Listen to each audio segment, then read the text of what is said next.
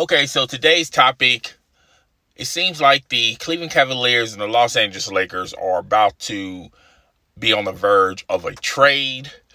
Sources say, particularly over at the worldwide leader of sports, ESPN, that Rondo will be traded to the Cleveland Cavaliers, and Cleveland's going to get Rondo. The Lakers are basically doing this to clear out cap room as well as a roster spot.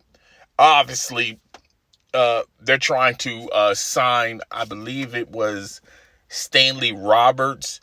I could be wrong about that. I do apologize. I should have done a little bit more research. I had the guy's name in the back of my mind last night when I was thinking about making this video. But anyway, they're just clearing up roster space.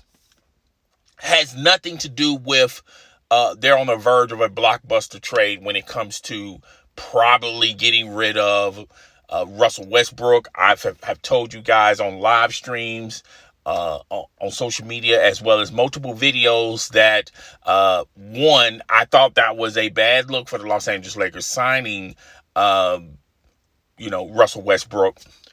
And the reason why I said it was a bad look is Russell Westbrook is not that guy anymore. Okay. He's owed 40 some odd $40 million this year. He's also has a 2-year deal where next year I believe it's $30 or $40 million.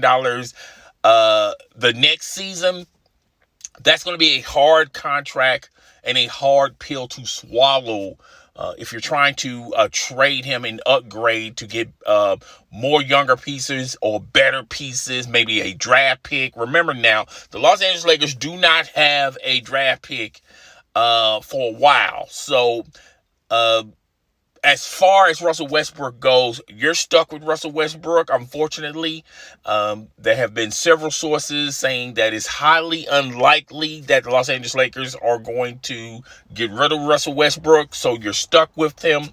And that's why you keep hearing a bunch of rumors and reports that maybe the Los Angeles Lakers should think about trading Anthony Davis. I feel like, to me, teams, if they want to trade somebody, teams are there's a multiple teams that would love to have the services of Anthony Davis. I'm not here to tell you the Los Angeles Lakers are going to do that. That's numero uno in their head. I just think it's unlikely that Anthony Davis is going to be moved because they need Anthony Davis.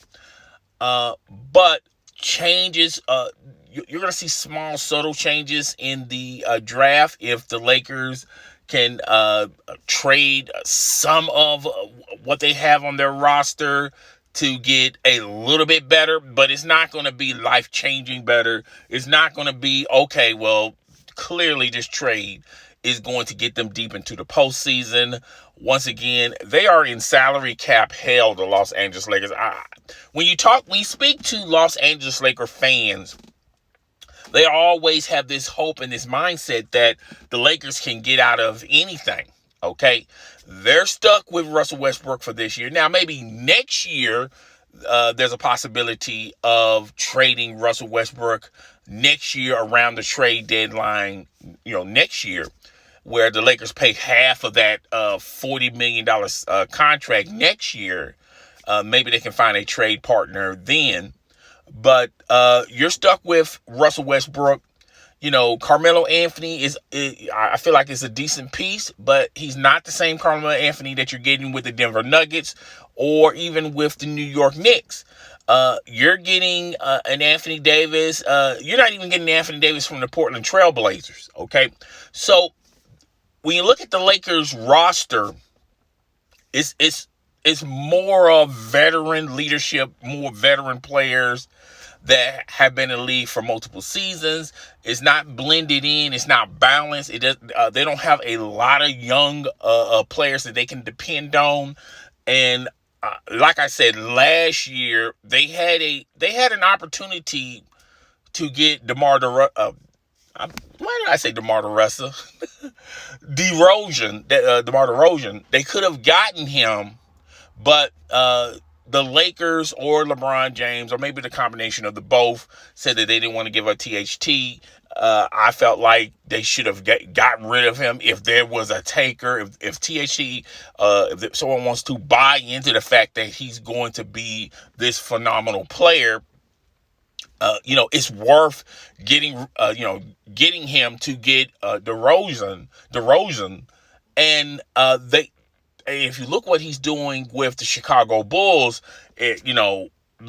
yesterday's price isn't today's price. Last season, Toronto was willing to give away the sun, the moon, the star, trying to just get him off the roster. And there were no takers. Now, when he went to free agency over the summer, he got a raise. The Chicago Bulls gave him some great money to play for their team, where you could have. The Lakers could have traded him. Now, it could have been a rental situation where when he wants to be re-signed, the Lakers are going to be unfortunately not able to do it. I mean, they was unable to sign Alex Caruso. Alex Caruso went to the Chicago Bulls, okay, along with Alonzo Ball. A lot of these younger players that the Lakers had in their hands, they're no longer available. They're no longer there, and they're progressing. Okay, Alonzo Ball is progressing. Brandon Ingram is progressing.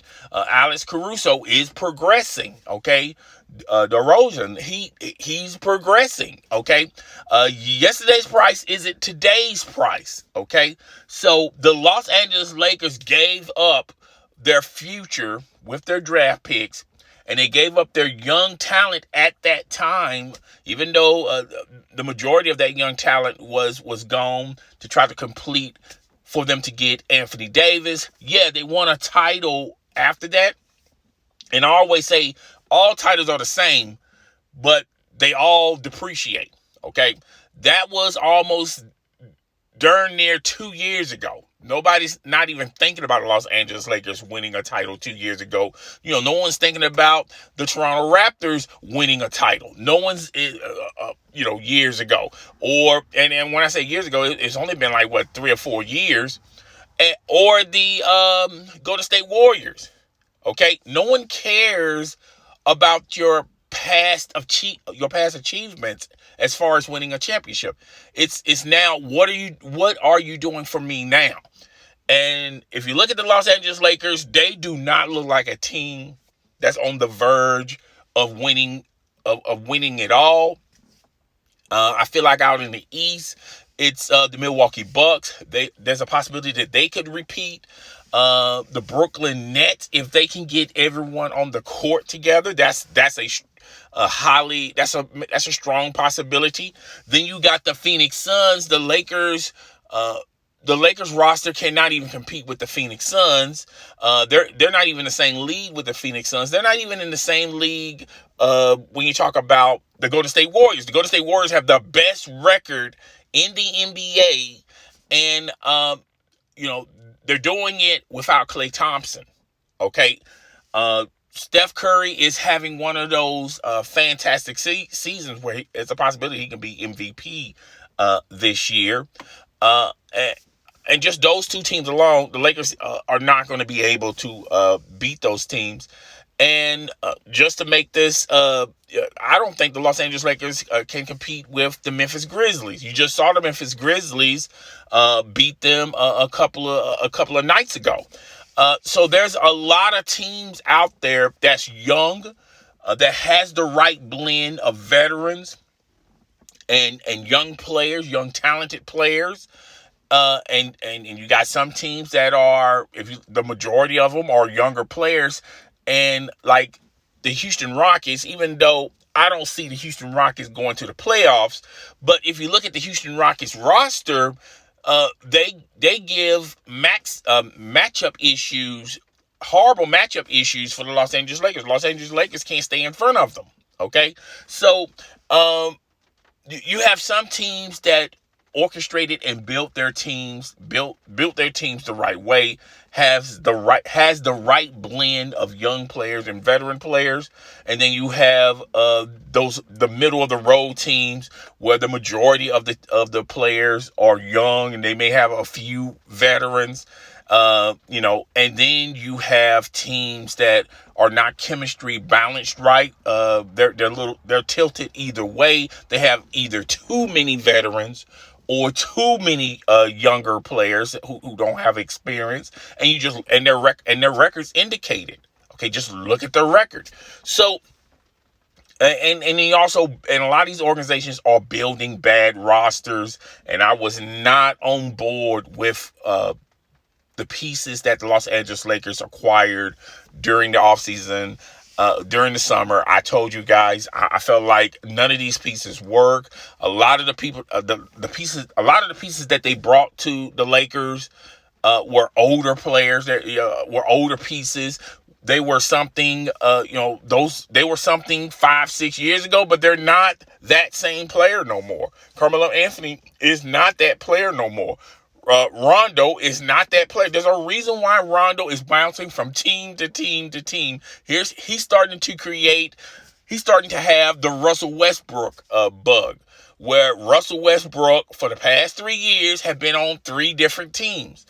Rondo has been on multiple teams in less than 2 years. Okay. He's having a hard time staying on teams. Okay. He was with the Clippers. Then he was with the he was with the Atlanta Hawks. Then he got traded to the Clippers.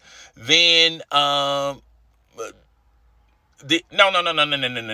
Sorry about that. He was with then the Clippers traded him to Atlanta, didn't work out in Atlanta, and became a free agent. The Lakers this year done traded him. Signed Rondo, and now Rondo looked like, if you read the article, it looked like he's heading to another team yet again, to the Cleveland Cavaliers. And the only reason why I come to Cleveland Cavaliers, he's a stopgap for them until Rubio comes back, or he's just going to be just another guy on that roster.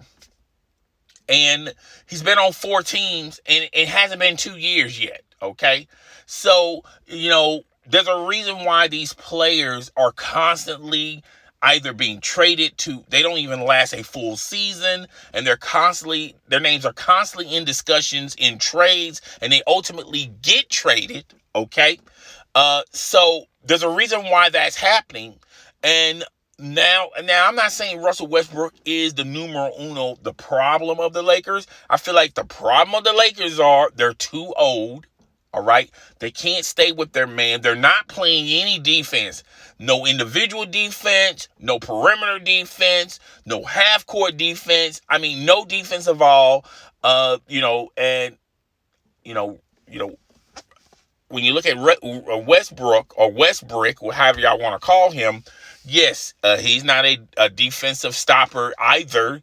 His opponent just flies past by him. But guess what else is happening? LeBron James, whoever he's defending, LeBron James sometimes just sit in a corner or sit at a certain spot and allow the opponent to just fly right by him. Or if somebody breaks through and beats someone off the dribble, 9 out of 10 down there at the bottom of that rim, you see a combination of these players: Dwight Howard, LeBron James, Carmelo Anthony, and they're just playing Olay. They're just allowing the defenders to just breeze through and score an easy bucket. Those small things start to add up into big things. Okay, they don't have a player out there that's willing to dive for loose rebounds, that's ready to do the dirty work. It may not be popular, but not ready to do the dirty work. Now, LeBron earlier said, I feel like a couple of weeks ago, he said that he likes Russell Westbrook's energy on the court. He leaves everything on the court. Yes, there have been moments where Russell Westbrook have done that. Okay, but at the same time, when you look at the problems with the Lakers, the things that the Lakers are struggling on is they don't have any young, talented players that can give a breather to their veteran players. The veteran players are pretty much on the court majority. There's eating all the minutes, okay? And they just don't have a lot of young assets there, dependable assets there that can help them when they're like on the bench. They can take a breather and allow those young players to either maintain a lead or keep it close, one or the other, okay? Another reason what's wrong with the Los Angeles Lakers, they don't play defense, okay? Now, when you look at the coach of the Los Angeles Lakers, he is a defensive specialist. Name any of those players during this offseason that's a quote-unquote defender, okay? You know, everyone wants to blame Frank, but my whole thing of it is, and I'm not a huge fan of him as a head coach, but he's a defensive-minded coach. Look on that roster. What player represents the type of player that he wants on his team, okay? None of those players are not defensive specialists, defensive stoppers, all right? I feel like another thing wrong with the Lakers, they're too undersized, okay? A couple of nights ago, they started LeBron at the center spot, okay? They are hemorrhaging bad on the 5 spot. Okay, they got Dwight Howard. He's old. He's an older player. He's not that same Dwight Howard when he was with the Orlando Magic. DeAndre Jordan. He was never, even in his prime, he was never a defensive stopper. Okay, he was more of a guy that lived above the rim. He was heavily athletic, could do amazing dunks, things of that nature. But he was never a defensive. When his athleticism left him, then he started to hang his hat and his coat on his size and being a defender. He's a decent defender, not a great defender, okay? And that's pretty much it. And Anthony Davis refuses to play the 5 spot. He refuses to stay down low. Now he wants to be a perimeter type player, similar to what Dirk did for the Dallas Mavericks. Just float around the perimeter, float around the 3-point line, occasionally get down low and anchor the defense. But more time, and I hate to break it to Anthony Davis, he's just not that guy anymore. He's simply just not that guy.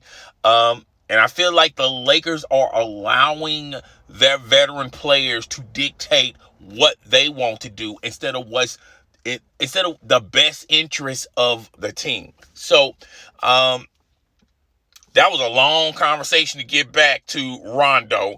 That's the reason why Rondo is being traded. You're not going to get anything amazing that's going to upgrade your roster for Rondo. I feel like the Lakers will make small moves like that, and the Lakers they're at a dilemma. Okay, do they want to break up this team now? And the only assets that other teams are interested in is Anthony Davis. If you're talking about packaging Anthony Davis with Russell Westbrook, see you wouldn't want to be you. Anthony Davis is still a player that a lot of teams would love to get, okay? And there's nothing realistically on the Lakers roster that anybody else wants. Nobody wants THT. Everyone's starting to see the real THT. Yesterday's price isn't today's price with THT. If no one wants Russell Westbrook, maybe next year, but not this year with 2 years on that contract. Nobody wants to touch that contract. And, they're definitely not going to trade LeBron James. There was a rumor that suggested that LeBron James may go back to Cleveland. Now Cleveland's starting to look good. Okay, they're starting to get their draft picks back that they lost when they sold all their future and mortgaged away their draft picks, mortgaged away their young talent, just to be competitive, and they got one title out of it. Now, the Cleveland Cavaliers think that's a win-win, but they was in salary cap hell when LeBron James left them. Okay, there was also they couldn't get any young talent. In the draft, in the NBA draft, they sold a lot of their number ones to please LeBron and maybe the organization. But the GM there, and I forgot his name, he moved on to greener, if you want to call it greener pastures. He went to the New Orleans Pelicans. I felt like when he left that squad in good in good hands. They're not going to be the same squad that the Lakers are going to be when LeBron James retires. I think the Lakers' next draft pick is in 2027. In a couple of days, it's going to be 2022, folks. That's a long time, okay? And all I got to say is to all the Laker fans, was it worth it? Was it worth selling all of your young assets, mortgaging away your draft picks for one title when the Lakers are used to winning multiple titles, okay?